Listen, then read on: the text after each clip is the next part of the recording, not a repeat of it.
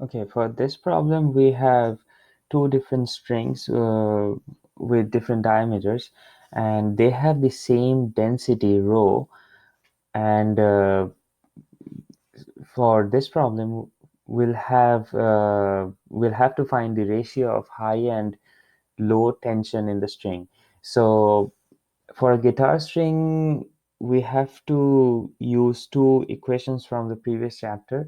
One is equation 11.13, where we know that the velocity uh, of sound wave that's generated in a string is square root of the force of this on the string divided by mass per unit length.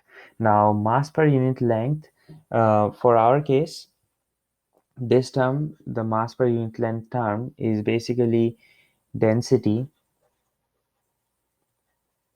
times the cross-sectional area. So the cross-sectional area.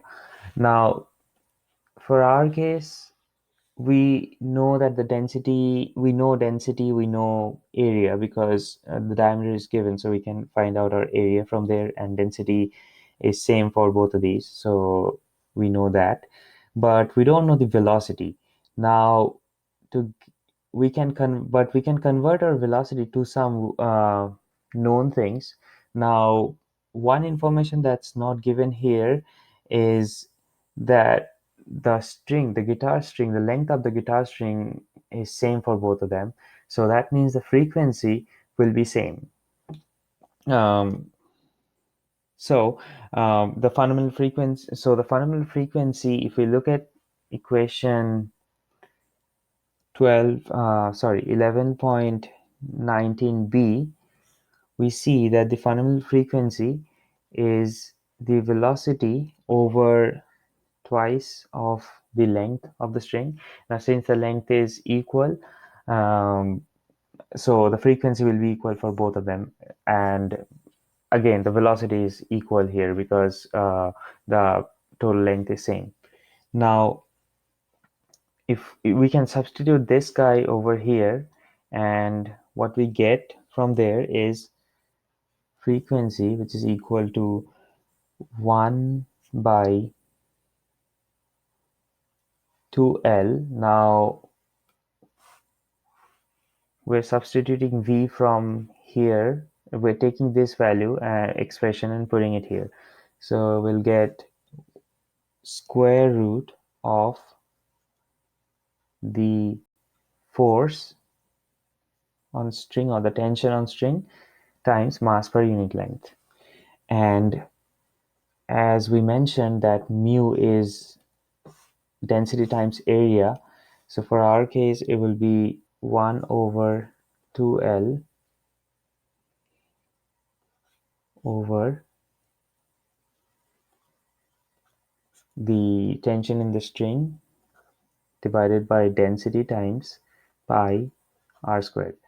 Now, we can write that equation down in terms of the tension in the string, and that'll come up as 4L squared rho f squared pi r squared. And as we mentioned that the frequency is same for both of them, so if we want to take the ratio of high and low, so we'll get ft high over ft low, and that's gonna be 4 times L squared rho f squared pi.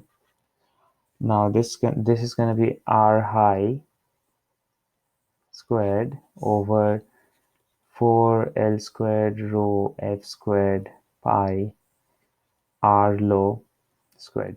Now, as we said that the frequency is same for both of these, rho is same and the length is same.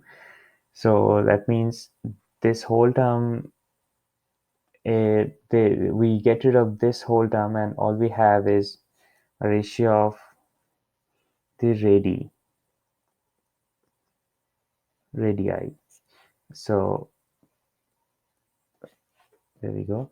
Now, we are given diameter, so we can write the radii in terms of diameter, which is high divided by half of diameter of low. So we get rid of the halves, and then we'll have 0.724 millimeter divided by 0.699 millimeter.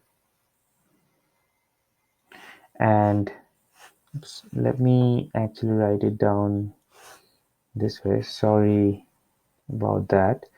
It's going to be 0.724 millimeters over 0.699 millimeter.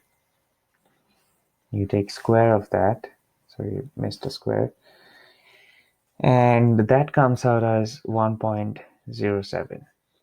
So yeah, that's the ratio of high and low tension string.